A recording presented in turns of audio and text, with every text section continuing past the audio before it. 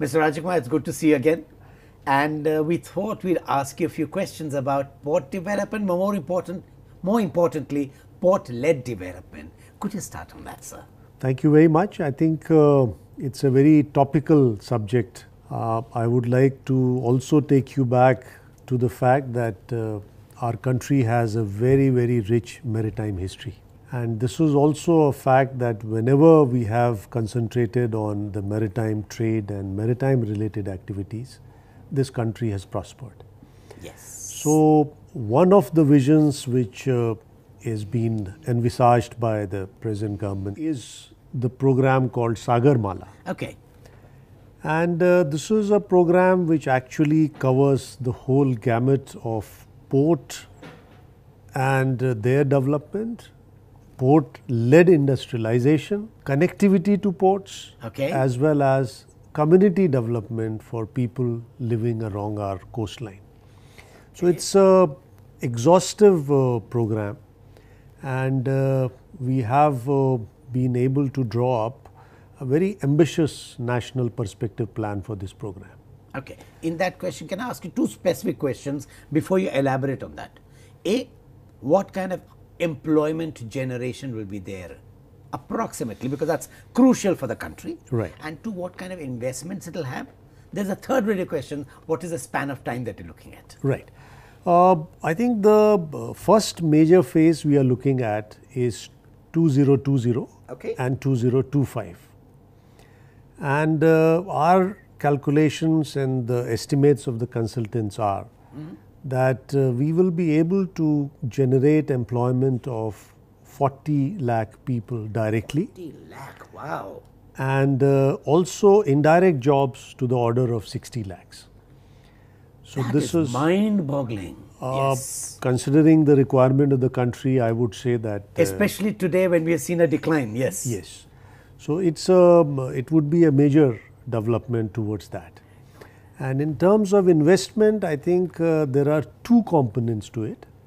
One is the infrastructure component, where we expect a total investment of about 4 lakh crores.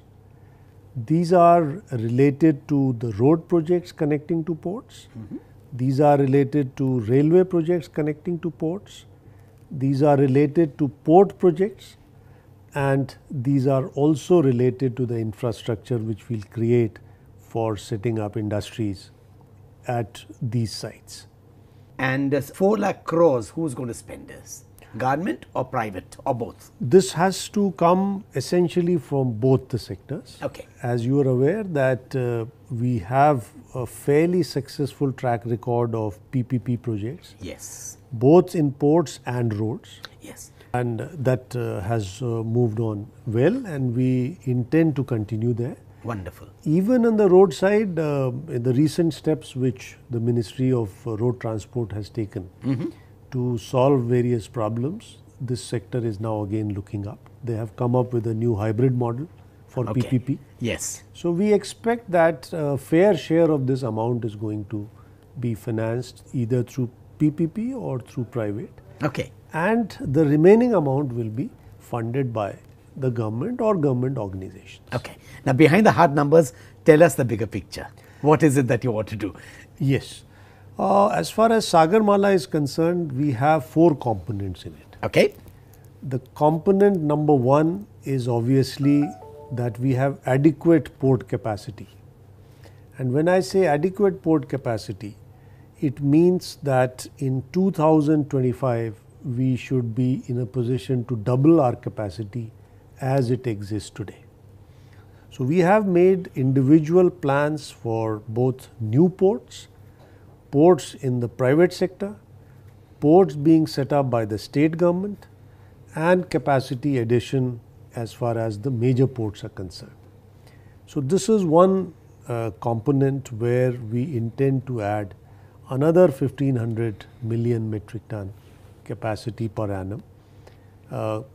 We presently have about 1550 million metric ton. So this would be doubled by in the next 10 years. The second is that we have 12 major ports, as you are aware. Yes, sir. And these ports have various assets. And we intend to fully utilize these assets so that the capacities can be enhanced in a brownfield situation, which is much more cost effective compared to greenfield. Yes. And in addition, we are modernizing, mechanizing these existing assets also, so that our efficiency levels can compare to the best in the world. So that's the second component, capacities and efficiencies. Now, as far as port efficiencies are concerned, we had last year hired a consultant which has come up with a set of recommendations after benchmarking our ports to the international best in their class ports. Yes. And they have given us 116 recommendations, which we intend to complete by 2019. Not bad. 60 of them have already been completed. And this has given us an additional capacity of 80 million metric ton, which is effectively at no cost. And if you would have created this additional capacity, it would have cost us substantial amount of money. Yes. And this has also resulted in a continuous reduction in the efficiency as far as the parameters which show that our ports are becoming more efficient, which means the turnaround time that has reduced to 3.5 days, which used to be 5 or 6 days earlier. We intend to bring it to 3 days this year, and our productivity has substantially per berth enhanced, and all the major parameters by which we measure port efficiency have improved. And we continue to do that in future also. The related second component is, because you are aware that almost 40% of our exports, they originate in the central and north India. Yes. And unlike a couple of other countries, most of our industries are not really at the coast. At the coast, yes. So therefore, we have to look at hinterland connectivity and improvement of connectivity of the ports. Now, as part of this program, we have identified 82 road projects and 28 railway projects.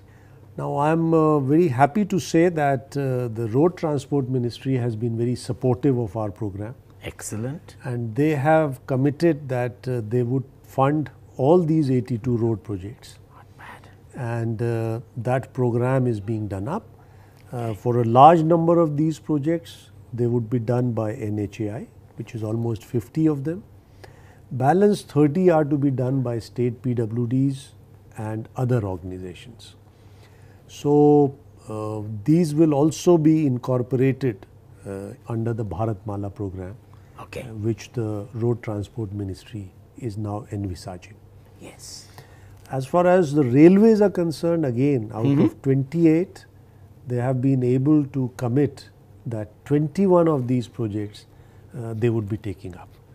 So they have also been a great support to this program, and we expect that these two components, actually out of that 4 lakh crore I mentioned to you, almost 1,50,000 crores is going to be these two projects between road and rail.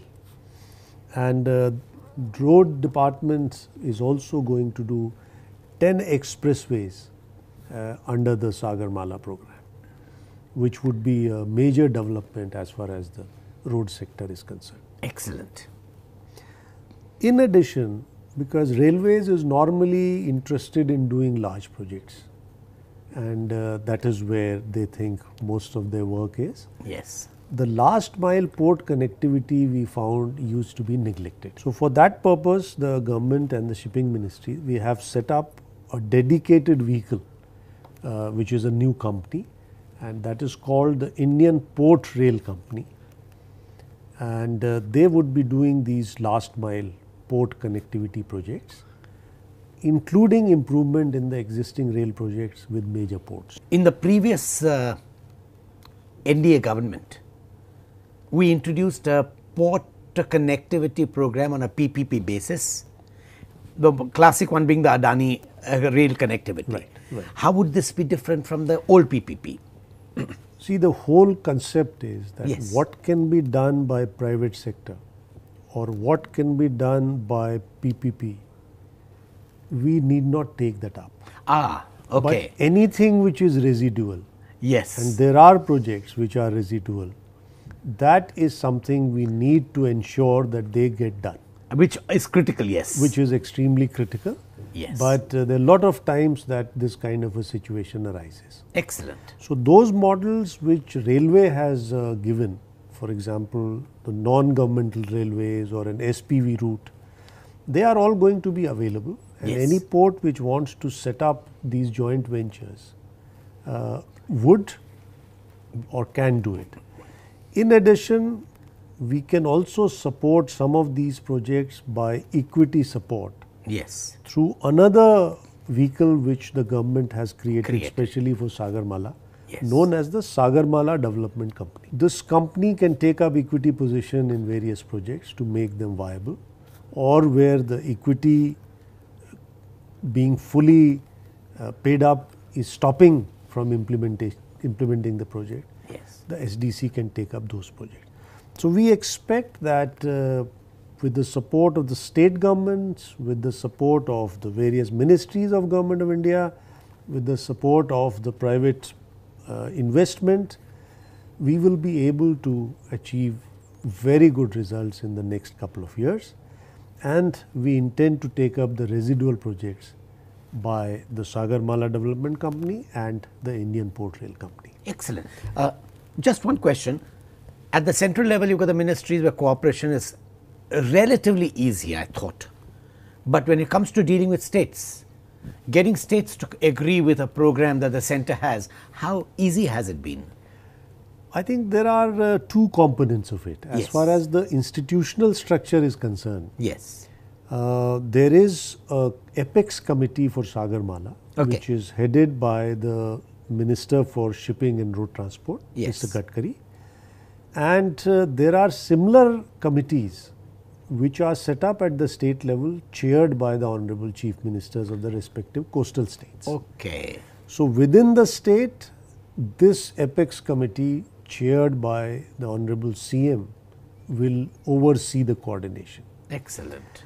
As far as the Apex committee headed by the Minister for Shipping and Road Transport, Government of India is concerned, all the Honorable Chief Ministers are members here. Oh, All the ministers which are related to the Sagarmala program are also represented here. So there is an institutional mechanism for total for coordination. total coordination. Okay, brilliant. Having said that, I would say that as we have seen for most of the government programs, the state governments have their own set of priorities. Some of the state governments are comparatively more proactive. Therefore, we will see early results there. But this, to my mind, is a game changer as far as programs go. And employment, which is politically and socially relevant. Absolutely important Yes. and relevant for the country. I'm sure that all the states would join in with their full enthusiastic support, and ideally we would prefer that the program is driven by the state governments. Yeah. That leaves me with two more components of Sagarmala. Okay. The thing where we'll get most of the employment Okay. is port-led Development, industrialization. yes. Industrialization, okay. So for that, we have come up with a concept of the coastal economic zones. And here the idea is that a swath of area along the coast will get linked to a major or a private port, which will then become the fulcrum of development around which industrialization and other important activities will be planned and implemented. Port-led industrialization is a critical aspect of growth because all developed countries have the heavy industries next to ports. In India, the problem is land. How do you overcome that problem? I think we have found that there are a lot of areas which are close to the coast Okay. where we which is available, Oh, wow. and we have plotted that. Okay. And in association with our Department of Industrial Policy and Promotion, Yes. DIPP, DIPP. we intend to take this concept forward. Ah, Because excellent. that is what the broad plan is, and this is where most of the jobs are going to come. Now, one question which normally arises Yes, in sir. this port-led development model is, given the global scenario that it is not as conducive as it used to be For international trade. prior to 2008, Yes. is it a good idea to do that at the moment? So, we had this matter examined in great detail. And what we have found is that if we move goods coastally, they are much cheaper than moving them. By road or by train. And for a lot of industries, for example, cement, steel, Which Ambuja power had done plants, long time which ago. Yes. Ambuja has shown, power, Tamil Nadu Tamil Nadu has has shown, shown. because they have been moving coal through the coastal route for a Yes. very long time.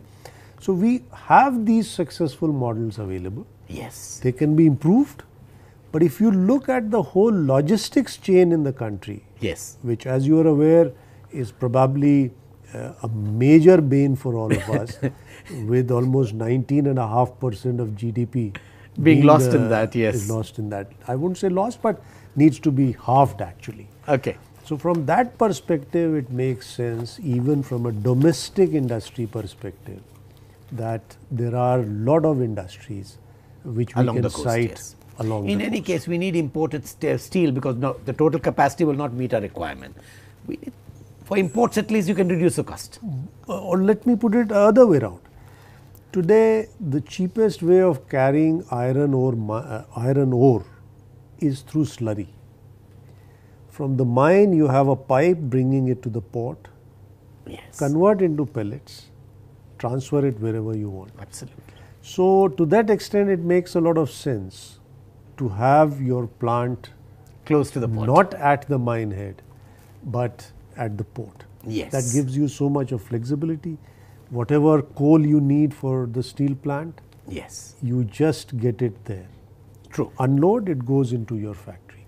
So, we have, after a lot of detailed study, come up with this aspect that port-led industrialization in these coastal zone is essential, and that's where we expect most of the jobs. From various people, almost a year ago, we believe that the ministry wants each major port to develop about 200 kilometers, 100 on either side, along the coast.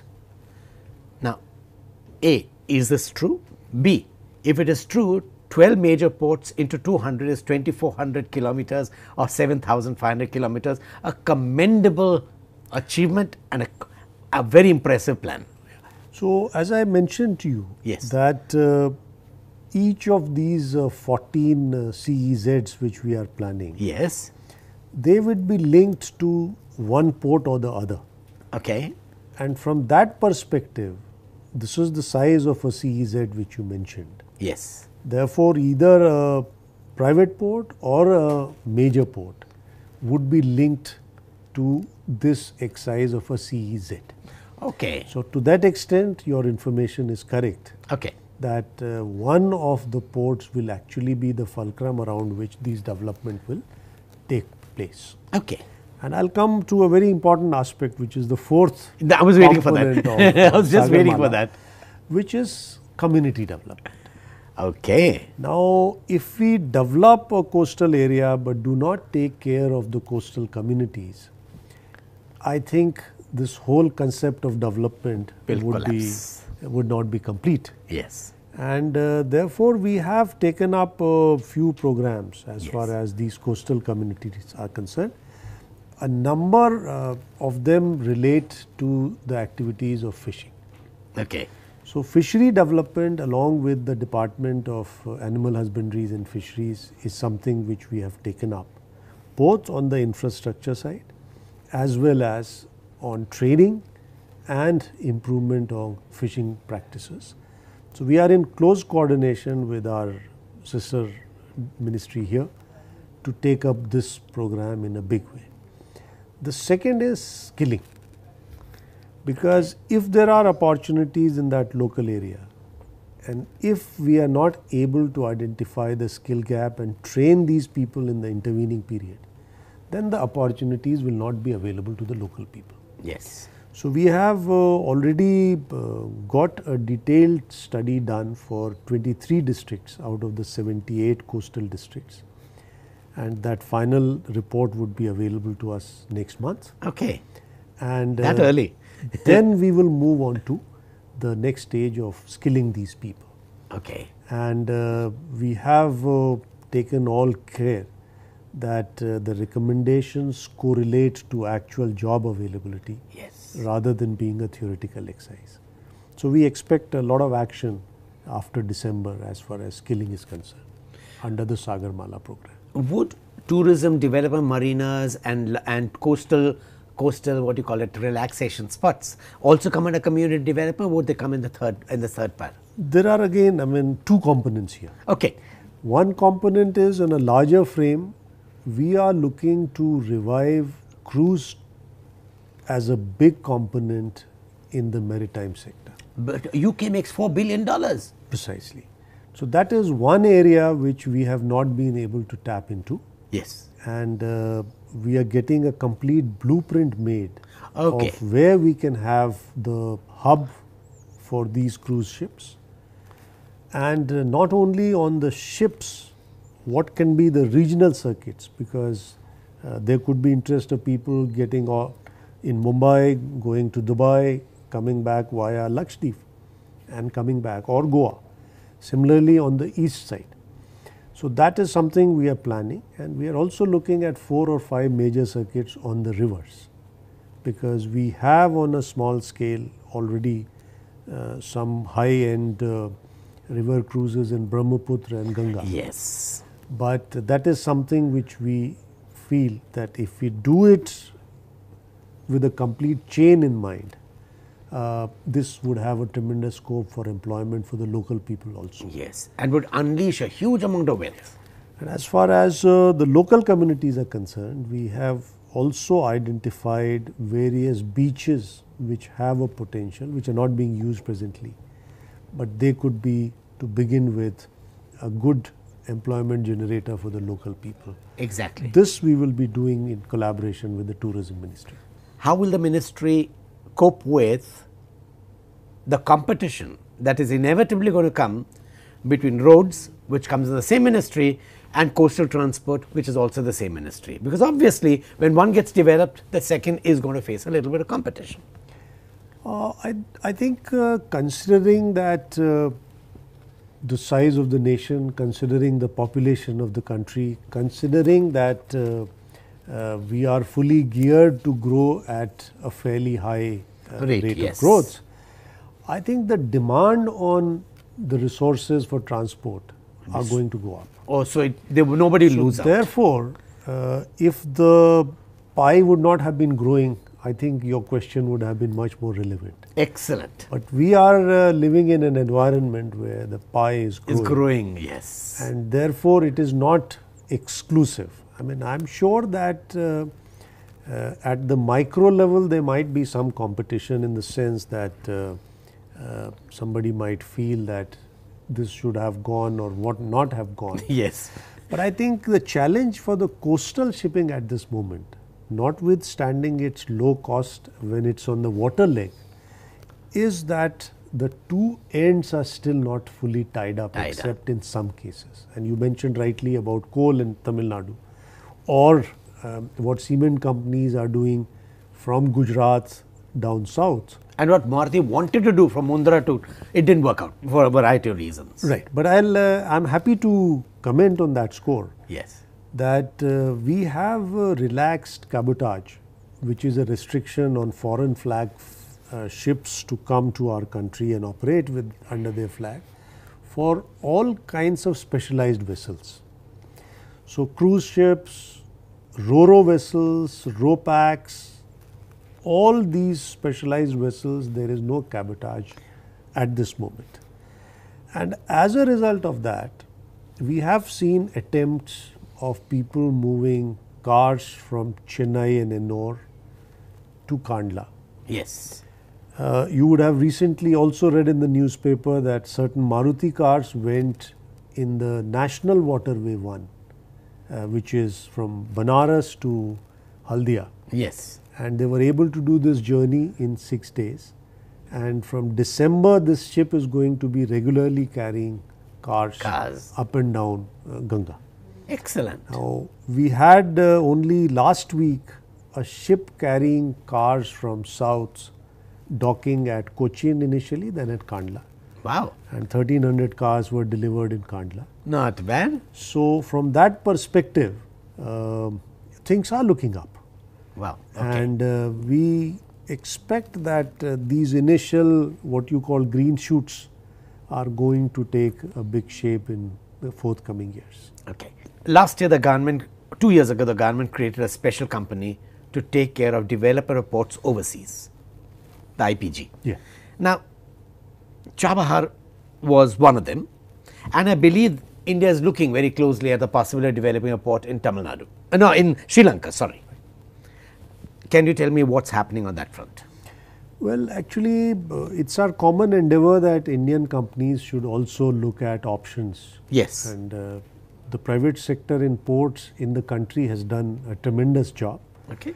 Today, they carry almost 43-44% of the total cargo. Which is impressive, yes. Which is extremely impressive, and this is growing.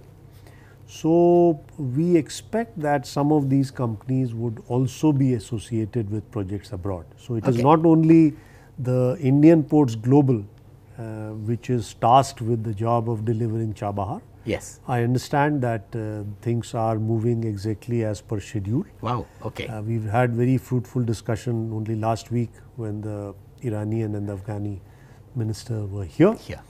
And so Chabahar, I am quite confident will be done in time. Okay. But we are also looking at other companies on the port side and in the construction side to take up positions and stakes in these kinds of projects. In other countries. In Sri Lanka, Bangladesh, and so on and so forth. Okay. So, we are in association with them, we are encouraging them, and wherever required, the Indian Ports Global will also take a position. But how many countries are you looking at? Number? At this moment, we are looking at 2 or 3 countries. Okay. Yeah. Done. In addition to Chabahar, you are also aware that our company had done Sitwe port in Myanmar. Yes. So, it is not as if that we are foraying for the first time. Everyone in the private sector, even though they are carrying 43% of the cargo, has been grumbling about TAMP. What are your views on TAMP? Well, our view is that TAMP was created at a time when we were just embarking upon this journey, yes, which has been, as you also pointed out, fairly successful in the port sector.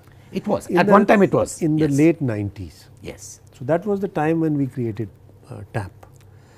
And at that stage, there was a need for certain degree of regulation of tariffs. Yes, I agree with you there. Because it was a learning experience for everybody. Now, our feeling is that in the major ports, there is a fair amount of competition. Okay. So, as a broad policy, the shipping ministry is of the view, of course, it is to be approved by the government, that probably we can now in future live without TAMP fixing the tariffs. Now, even today, I mean, the tariff which is fixed by TAMP works as a ceiling. And if somebody wants to give a discount, lower than that, no harm done. That is already available, and we have clarified that these discounts will be accounted for while fixing the various shares, etc. Recently. So, from that perspective, I think we should be able to take a final call on that. As by far when? As my expectation is in the next 2 months we must be clear. That on early, that. okay. Yes.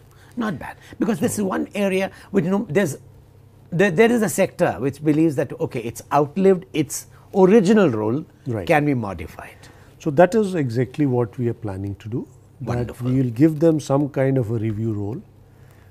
For the time being, those projects which are already covered by TAM, there would be a residual role for TAM to do, but in future we intend that the tariff should be set by the market. Excellent. Mr. Rajive Kumar, thank you very much for this. Thanks But a lot. It's an eye-opener because the ports are so critical to the country. And I would only request you that, not only the ports, but we have declared 111 waterways as national waterways for navigation. So I would be delighted to convey this to you that we intend to take up about 30 of these waterways for development in the next 3 years. And you will see a lot of action by Shipping Ministry in the hinterland also because of that. Many of the waterways in many places are full of water only during the rainy season, during the when the rains are there. Now, the reason they go dry is because everyone's in pumping out water from the river because they've not invested in water harvesting, they've not invested in other methods. So, are you working closely with the irrigation department to make sure that the rivers are not drained out? You are right. I mean, I would say that the last couple of decades, navigation not being on the horizon, we have treated our rivers in a fashion Which we should not have. Which we now find making them navigable is very difficult. Okay. But having said that, there are a couple of very interesting things which we are looking at. Okay. And this is from a commercial perspective. Yes. If I can carry a 2,000 ton barge in river Ganga, which is National Waterway 1, then with 2 additional handlings which come with a barge, I can now be in competition with railways. And when I say 2,000 tons in one barge, I am talking of 200 trucks. Yes. And 2,500 tons make a rake. Yes. So it's almost one train load. If I can carry for the given draft which the river has 2,500 tons, I can have a barge which can carry 2,500 tons. And I power it with LNG instead of diesel. Then I think this is something which we are aiming at, and we expect to be there in the next 3 years as far as National Waterways 1 is concerned. And once we have done this pilot, you have a map. then we have a map. And why I am saying 2.5 meters? Because our rivers are mighty. They cannot be tamed. You can only flow along. Yes. Therefore, the less you dredge, the better it is on the long term. And therefore, I need low draft, high density barges, which is exactly what we are designing. Oh, you're designing it. You're not importing it from anywhere. We are not importing it. Wow. Yeah. So we will design and get them built. And you've got the people co-opted to do this. We have hired a design firm, Okay. but we'll get them built in India. Wonderful. And you are aware that there is a government scheme which gives an incentive of 20% on the capital cost for all barges, ships and vessels. So we intend to make full use of that. Excellent. This river project is going to be watched very, very keenly because we've misused the rivers and abused them badly. Right. So I'm confident that out of these 111, we should be able to get at least 30 in the next 3 years, which we can find traffic and which can run viably. 8 of them we intend to take up within this year. So I think you would be seeing a lot of, and there are a lot of employment opportunities in waterways. You know something? I'm going to come and meet you more often. Okay. And interview you more often. Thanks a lot for this. But yes, this is wonderful. But this is an entirely new area which we are restarting and trying to go back to our roots, because in good old days, all traffic in hinterland was basically rivers. Yes. And we Till the have, British brought the rails in and they allowed the rivers to stagnate. Absolutely. And you are also aware that Lothal has been the oldest riverine port in the world. Yes, yes, So yes. we have such rich heritage. Thank you Thank very you very much. much. Thank you very much for this meeting. Thank you.